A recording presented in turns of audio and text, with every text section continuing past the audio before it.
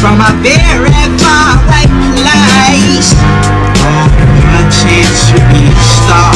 Nowhere seems to be too far. No more parties in LA. Please, baby, no more parties in LA. No more parties in LA. Please, baby, no more parties in LA. No more. Los Angeles. Please. Take that party, party that ball. Please. Take that party, party that ball. Please. Take that party, party that ball.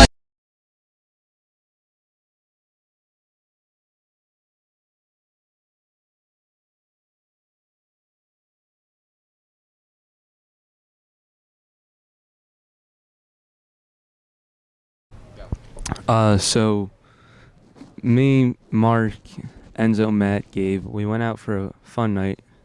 Nice little dinner run, at the station. It's close to everyone. And me and Enzo proposed the idea for the AAU team to the other three guys, and they were all in on it. We thought it'd be like a great experience. And yeah, so that kind of started everything. And then at that same station run, we found out about the NJ Bricklayers and how they were an AAU team from our neighboring town, Ridge, that had an Instagram page with a pretty stupid looking mascot. And we just wanted to be better than them because they're pretty stupid. And yeah, that was there too. All right, yeah, that night it was just it was a very eventful night. Obviously, creation of the team stemmed from wanting to beat the Bricklayers, and they felt that was also the night I was offered the head coaching job. They felt I was the right guy for the job, and I accepted gladly. I'm glad I did, but obviously that night it changed a lot of people's lives, including my own, and I'm glad it happened. I'm really glad it happened. Yeah. Like Matt said, it was just a great night. The Gubs Instagram made their first post. Gabe's quote, revolutionary. Just, I don't even have words to express the quote. I can't even express it. It was just a great night. I had a cheeseburger, bacon cheeseburger. Yeah. All right, so the first station run started on a chilly May night, and we all came up with the idea that we wanted to become an AAU team and just have some fun in high school. And so the quote, if you're a fart smeller, is actually, my words are actually misconstrued. I actually never said this quote. So after that dinner, later that night, we sent a DM to the Bricklayers, friendly, reaching out to them, very professional. Our words exactly: good evening, gentlemen, or gentleman. We have reached out to you today due to the fact that we are both newly founded teams. It would thoroughly pleasure us to be informed on whether your team is associated with a league or not, and if you are, it would be greatly appreciated to know if we could join as well. On the contrary, if you are not, would you all be interested in creating a league alongside us and aid us in a search for other teams? We hope you receive this letter well, and the best of wishes in the future. Love, the Gubs. To that they responded, so you think we're good at basketball? And no, honestly, we did not. We were just very in need of games to play. But that exchange, it led to a friendship. Would we say a friendship, or was it more of a friendly rivalry? I would consider it a friendly rivalry. No bad blood between us. None at all. As a matter of fact, jumping ahead a little bit, when they won against the CNB, they even FaceTimed us to let us know that they won the game, and that for that reason, I wouldn't consider it a hateful rivalry, but rather a friendly rivalry. Yeah, so the CNB actually are another team from Basking Ridge. We thought would be slightly more talented, but we were more rooting for the Bricklayers, of course. So it was great to see them win, see them get on their feet. Unfortunately, we have never scheduled a game with them, not yet at least. We were really hoping to over the summer, but it didn't work out with sports and everything. But that's okay. I think we'll be able to play them in the future.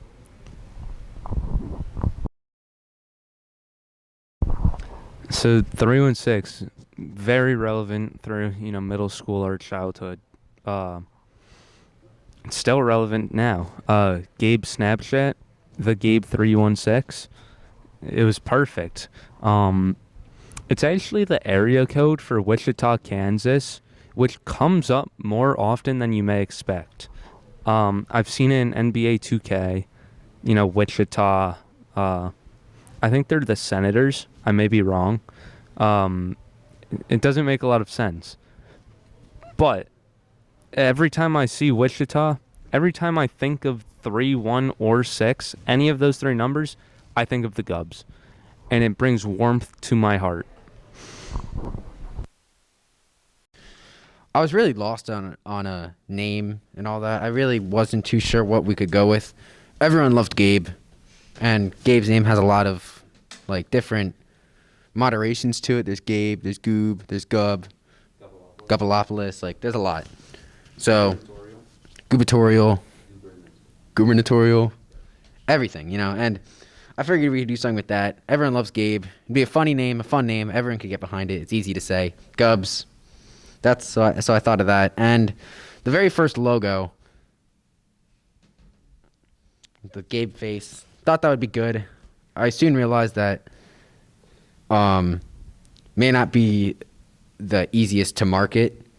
So I went to work, found a nice font, found a nice little circle, put the Gubs 316, picked the colors, which Nate will talk about pretty soon. And the Gubs were born. So the colors, black and white with the red, it's just a clean look, I think. The black and white on the jerseys, I like a lot. I think once we unveil our white uniforms, everyone's going to like them. They're going to be very clean, very nice, very aesthetically pleasing. And the red, I think that's just kind of like Bernard's is red and white. In middle school, we wore black one year, black, red, and white. I think those three colors just kind of stuck with us through our whole lives, really. I think they have a lot of significance to all of us. They mean a lot. It's just kind of a representation of our childhood, like what we grew up with. And I think those colors honestly shaped us into who we are today.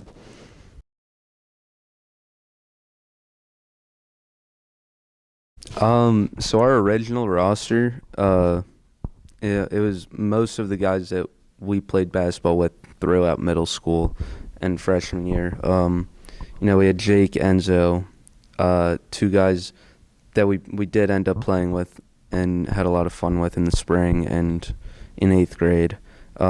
Hayden, of course, was a huge part of our team in middle school. Same with Julian and Mark. They were good to have. We were very happy that they wanted to play. I like to be humble, but I like to think I was a good part of the team throughout middle school. But obviously I was already a part of it. So, and then of course, BMO, crucial piece. Gabe. Oh my God. So Gabe, of course, was a very important piece of the team overall, the overall marketing scheme. I don't think we would be where we are right now if we didn't have Gabe as our original logo or as our inspiration for our name. I think it's super significant in all of our lives. We use his name just about every day when we're talking to him. So Pat didn't play basketball with us at all, really, through middle school. we just love Pat though. We had to bring Pat in. He was going to be a huge piece of our team chemistry, team morality. He'd really boost that. Unfortunately, he didn't come to either of the tournaments, but that's okay. He went to the first one. Oh, he did. Oh, okay. That's it. Pat was a big piece of our team. I'm glad we brought him in.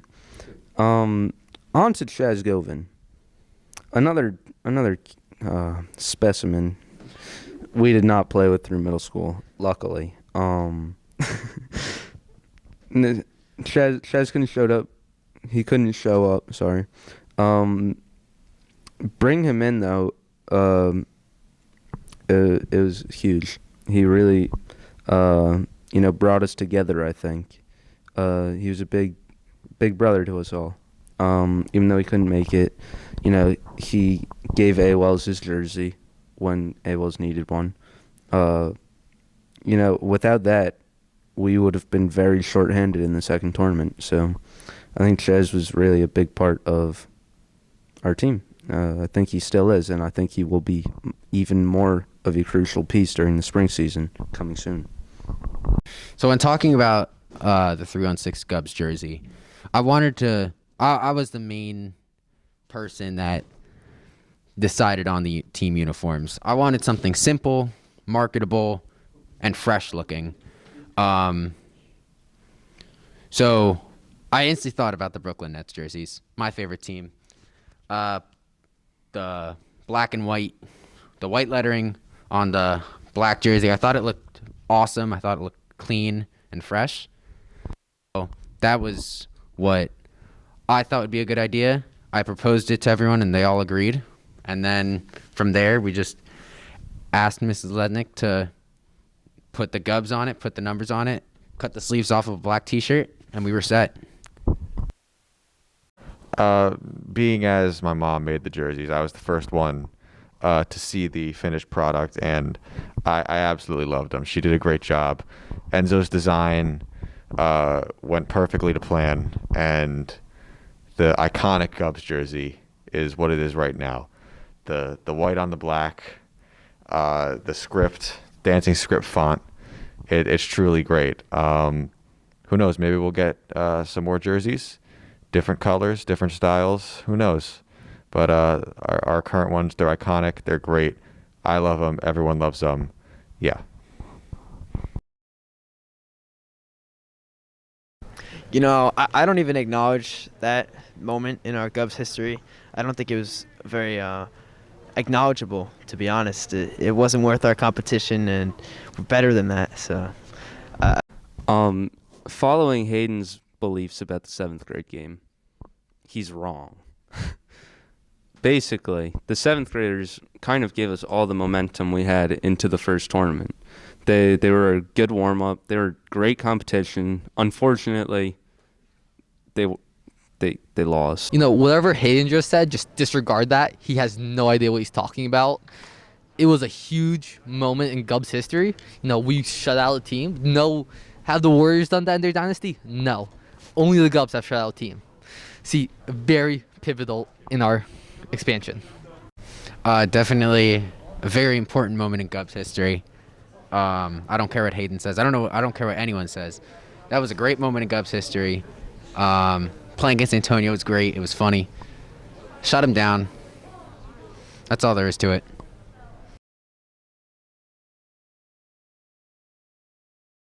I mean, going into the first tournament, I'll admit I was a little nervous. I mean, the guys, they hadn't played basketball together in a long time, all of them. I mean, Nate was coming back he was at a private school for last year, so he hadn't played with Hayden and Mark and Julian didn't play last year.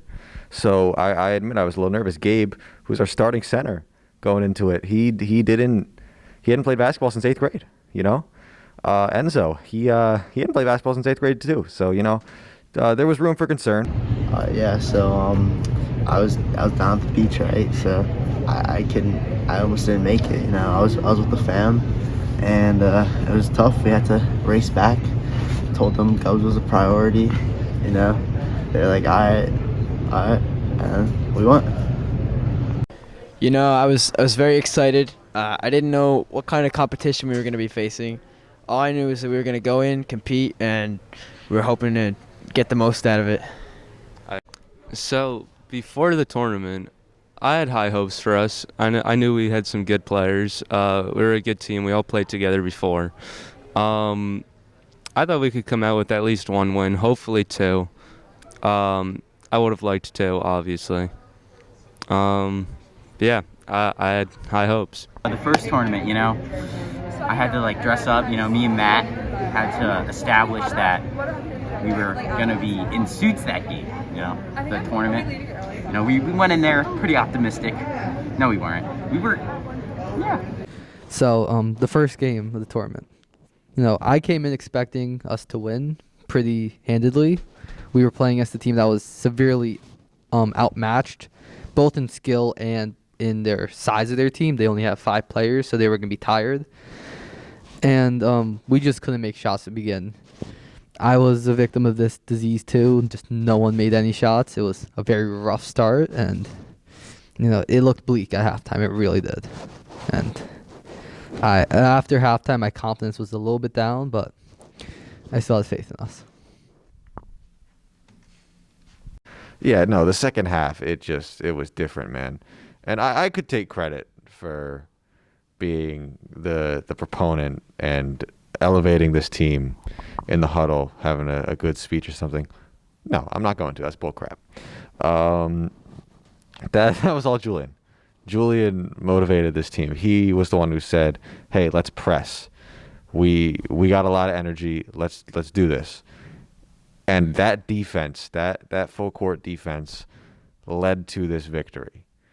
That comeback is, I'll still say, the greatest moment in Gubs history, in our short history. But that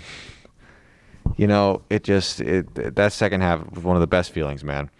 And it just was great. I hit those free throws. It was a great moment. And I had that insane block. And the team was very good. And we played and we beat them. And the second game we may have lost, but it was a very uniting moment in Gubs history.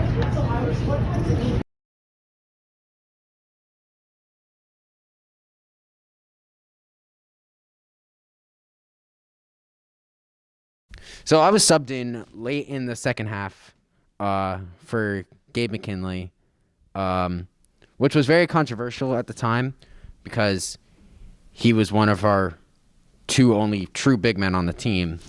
So it was very controversial for me to step in there over a starting caliber player and go in there and try to work some magic. But I did.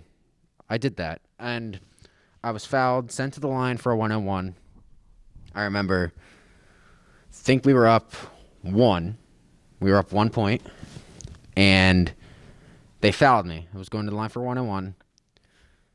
Biggest shot of my career as a basketball player. Had to be, through all my years of playing. Had to be the biggest shot of my career right there. And I missed it. But no one boxed me out, so I got my own board. And I got fouled again. Because, remember, this is maybe under a minute left in the game. They have to foul. So they foul me again. Go to the line for another 1-on-1. Once again, 2 biggest shots of my life right there.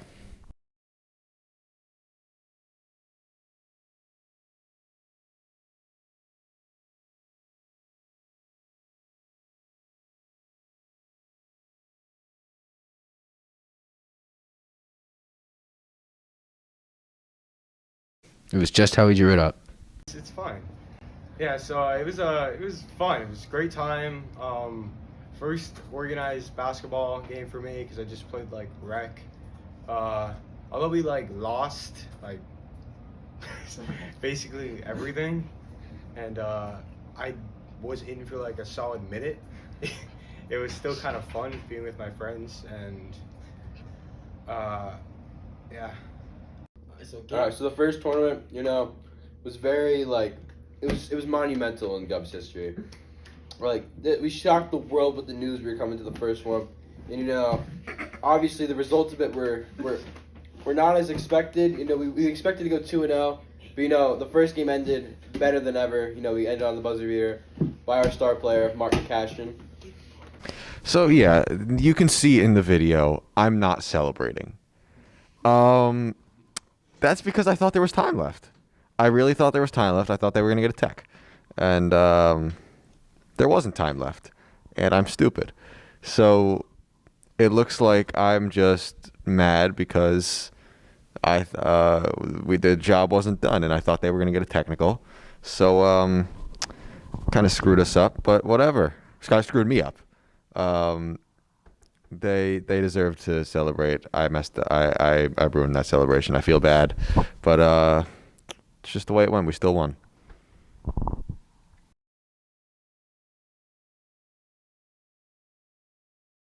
Disappointing, underwhelming, whatever you want to call it. It was uncharacteristic of Govs basketball. I mean, we were all very upset with the way we were playing. I was very upset. I knew I could contribute more, and first half just wasn't it for us. So the second game was definitely a struggle. I mean, going into it, we're already down Hayden. Mark gets hurt early. It was already a mess, you know. And they were all tired too. Our what got us back in the first game was the press. We couldn't run a press because no one could really get up and down the court, and we only scored 20 points that game. It was not good at all. But you know what? They poured their heart out into that comeback in the first game. They poured their heart out into attempt to put points on the board in the second game, and that's all you can ask for, you know. I love this team, and they showed why. Second game we got washed. We just got destroyed. So it was a good tournament. Good tournament. So we finished in second place, and I think as a team, we are pretty satisfied with how we played. The first comeback really carried how we felt in general. We were really just happy that we were able to win that first game, put on a show, and be able to post about it on Instagram later. Second game, we lost it, and we didn't play well, but what are you going to do? The team beat us. And there's not much else to say, you know. We wanted to go out there this tournament. We wanted to go out there and prove ourselves, and I think it's safe to say that we did prove ourselves in that first tournament. Even though we didn't get that first place, we were pretty close to it. And I think that's what's important, and that's the big takeaway here. So basically, when I saw what the 316 Govs were doing, I saw the culture that they were building. I knew that these were hard workers who really just wanted to, you know, put on a good show of basketball and really build up their community. So I just basically wanted to be a part of that. So I showed up to their first tournament.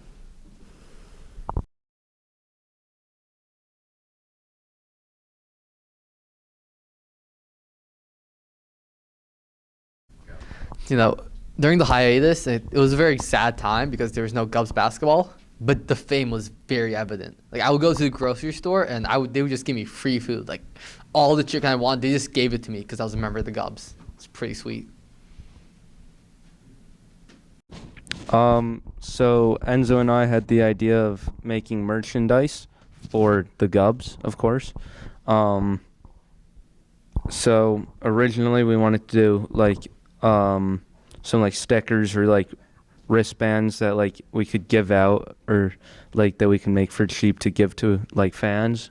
But unfortunately that didn't work out because they ultimately were too expensive to make just a few to promote. So we never got to make the rubber bands or stickers. We did make baseball caps though. We made pink, black, white, and we made a red one that was ultimately canceled, unfortunately. But Enzo and I helped design the three products that we have. And and they are on our team website if you would like to check it out. Enzo's going to put in what it's called because I don't remember. Sites.google.com/316gubs/view. Precisely. So if you want to buy them, they're there. There's a little section called Store, and if you click on that section, you'll be taken to the store section. So the fame. I think we all handled it pretty well, except for Hayden. But I loved being a celebrity. You know, I mean, I had fan pages. How often is that going to happen? How often are you going to see a coach get a fan page? I mean, we got Coach Matt Fan 6205, Coach Matt Fan Club. I mean, come on, there's two. How many coaches has he got? 2 fan pages. I mean, everywhere I went, it was, hey, you're the head coach of the 316 Gubs. I mean, I was recognized. People loved me, and I love people. Yeah, I mean, we have great fans, great support. We found a lot of fame, and I was just frustrated with the rise of haters. I mean, my biggest hater, Gubs for the win. I'm gonna expose you. I hope you know that. And you're supposed to be the Gubs super fan. Can't be targeting Gubs like that. I'm gonna expose your real identity. So, middle of August, or the beginning of August, the Gubs, we were pretty much dead. Nothing was really going on. There weren't many Instagram posts or anything. Like, there was nothing to do, you know? So, I figured it was time to do something, you know? Even if it's just like a pickup game against someone, it would still be a game or a tournament. So, I called up Nate and I was like, we should definitely do something. And he agreed. So, I picked the dead week in August would be the best time because there's no football, there's not many sports. I thought it'd be a good time. 2 months or like a month in advance, we're like, well, can everyone do this? And everyone says yeah, so we go through with it. And like that, we were just back, and we made the Instagram post, we made it official, and we were well on our way to becoming official again. Stop it.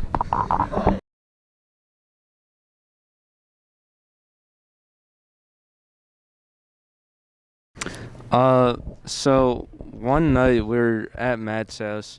We were discussing the tournament. And, you know, we were not the most optimistic, as you can see. I thought we were going to lose the tournament. I thought we were going to lose both games. We didn't have many guys. It just seemed like it wouldn't happen. But, you know, there was still that little bit of the group that, like, we thought we could do it. Like, no one really thought we were going to win the tournament. We thought we could compete. And we were hoping that we could, you know, upset a team or two and just get a win under our belts again. Our roster was looking pretty thin to start. I mean, we had a few people who weren't able to make it. We had some last-second absences. We had Chaz, who was sick in the last second before the tournament, the night before, actually. And that wasn't very helpful for us because we really needed bodies. So we actually ended up calling up Coach A. Wells to play for us as our 6th or 7th man. And then during the tournament, BMO actually didn't feel well. So that was bad because then we were only left with 6 bodies. One of them was a coach who wasn't really one of our players, but he really filled the role of a good player, so that was good. Okay, so the second tournament. I had to get my suit ready, you know, because I had to look drippy, obviously. I had to check the group chat. I had to check the group chat, make sure everything was rolling well. Then I see Zach can't go, Chaz can't go for whatever reason. Gabe couldn't go; he was out with a sickness. Tommy wasn't on the team, so he was not an option. Jake was there too. And then, they say, "Hey, Wells, can you play?"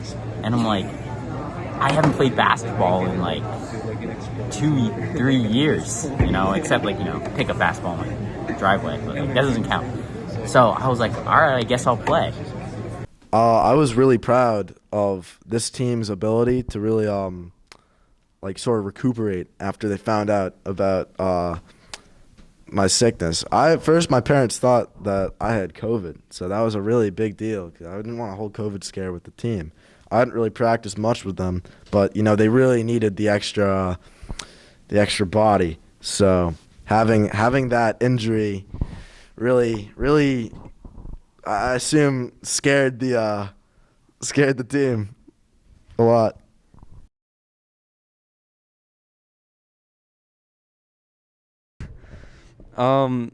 Enzo picked me up on the morning of the tournament. I think it was like 9 a.m. First game was at 11, I believe. So his sister was driving us. Shout out Ida. Shout out Emma too.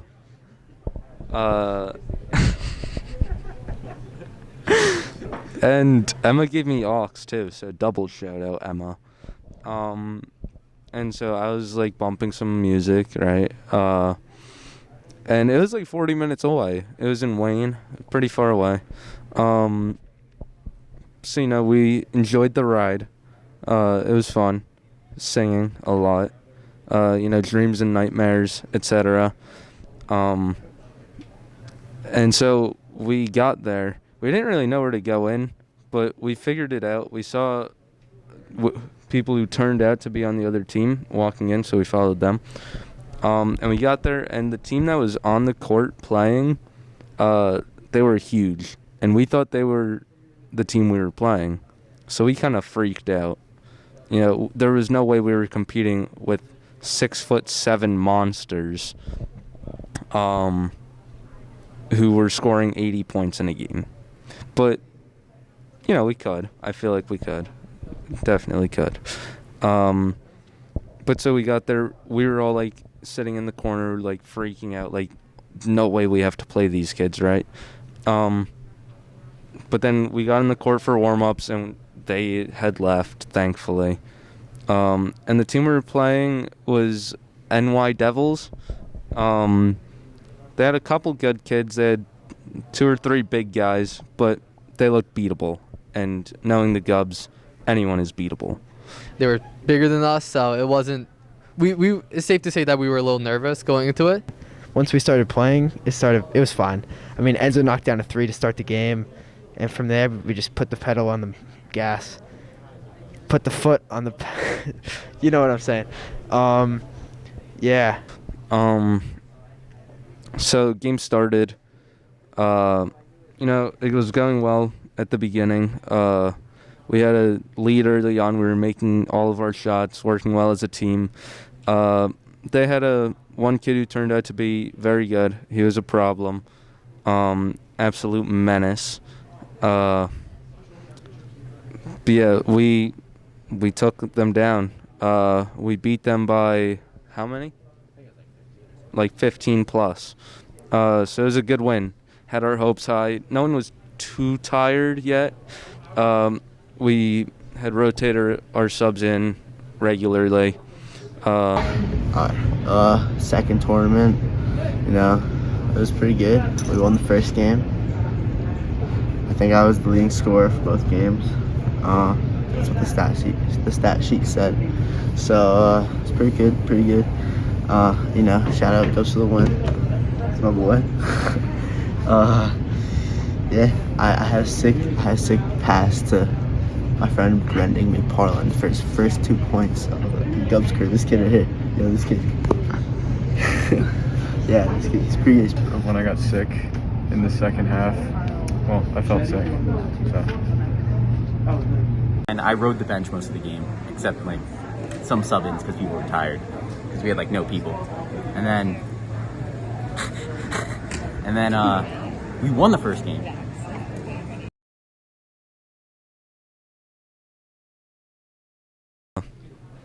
And we had a back-to-back and the second team didn't show up for a good 10 to 15 minutes. So we got more of a break. So the second team showed up, 5 boroughs from all over New York City.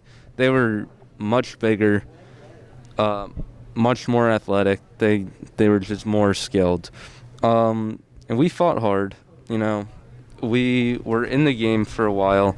We fell out of it when maybe at the third quarter. And then second game of the tournament, after we came off a big win, kind of an upset, things kind of fell apart a little bit. I don't think I did my job as well as I could have, I guess. Yeah, I mean, it is what it is. We had a great tournament overall.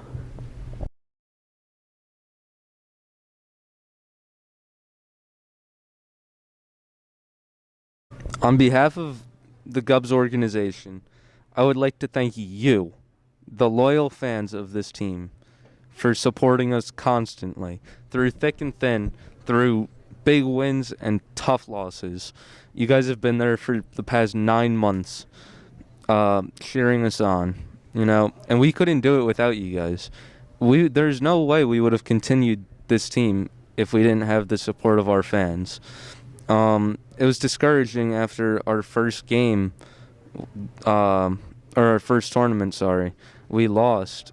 But you guys supported us. You commented on the Instagram like, I heart the Gubs, etc. So it just means the world to all of us. I'd like to give a special shout out to Matt's mom for taking pictures of us in all 3 of our tournaments. I'd like to give a special thank you to head coach Matt Lesnick, who I hired. Luckily, I hired him because I don't know if we'd be able to do what we've done with a different coach. I'd like to give thanks to Awells, assistant coach Awells, and assistant coach Caden on them stepping up. You know, Awells wasn't a big part of our first tournament, and Caden wasn't even a coach in our first tournament. But they've improved tremendously, and they've risen to the occasion when needed. Awells even played a game for the Gubs. He's so dedicated. It's incredible. So I'd like to say, from the Gubs, thank you, and be ready for this spring. I'd like to say